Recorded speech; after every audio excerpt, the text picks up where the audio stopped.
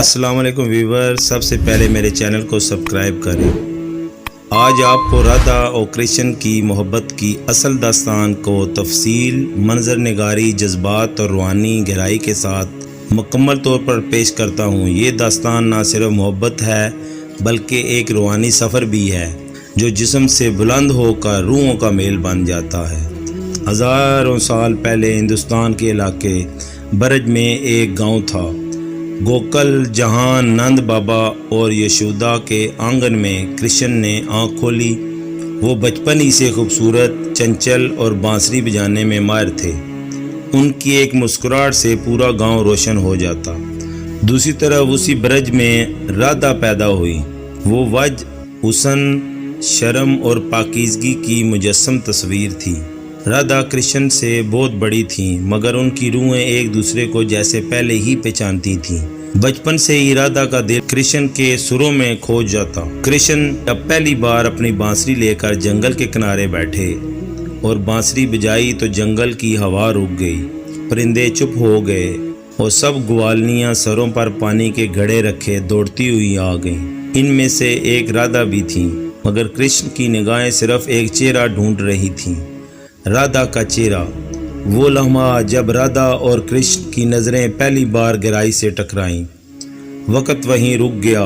ना कोई अल्फाज, ना कोई वादे, सिर्फ एक खामोशी में हज़ारों जज्बात। यही वो लम्हा था जब इश्क ने जन्म लिया। वरना दामन की गलियां, यमुना किनारे पहाड़ियां, कुंज जंगल, हर जगह राधा और कृष्ण के इश्क की गवाह बन गई। कृष्ण बांसुरी बजाते और राधा उनकी तरफ खिंची चली आती। दोनों एक दूसरे के बगैर जैसे मुकम्मल ना थे। राधा की निगाहों में कृष्ण का रंग था और कृष्ण की बांसुरी में सिर्फ राधा के लिए सुर।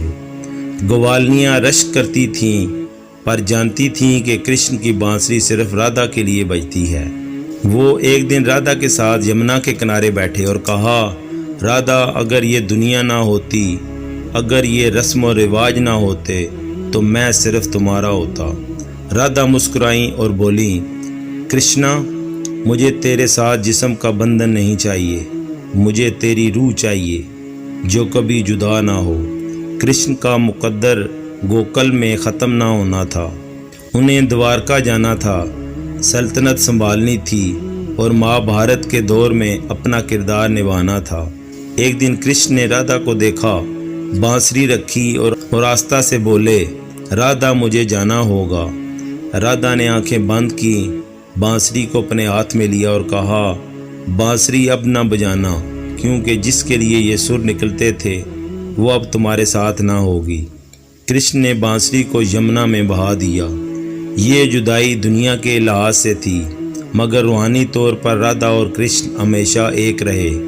कृष्ण ने कभी बांसुरी दोबारा ना बजाई और राधा ने अपनी बाकी ज़िंदगी कृष्ण के इश्क में तपस्या करते गुजारी। कहा जाता है कि जब कृष्ण द्वारका में राजा बन गए और वक्त आया उनकी दुनिया से रुखसत होने का, तो आखिरी लम्हे में उन्होंने आंखें बंद की और सामने राधा को पाया। राधा कृष्ण के इश्क की वो मिसाल हैं जिसमें ना साथ है ना शादी, मगर इतनी रूहानी गहराई है कि वो इश्क तमाम आशिकों के लिए एक रोशनी बन गया। राधा और कृष्ण का इश्क महज एक रूहानी दास्तान नहीं, ये इश्क मजाजी है, इश्क हकीकी की तरफ सफ़र है।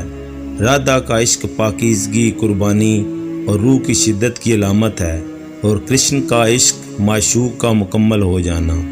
मैं उम्मीद करता हूँ कि राधा और कृष्ण की आपको ये इश्क की लाजवाल कहानी पसंद आई होगी। मेरे साथ चैनल पर रहिएगा। अस्सलाम वालेकुम वरहमतुल्लाहि वबरकातुहू।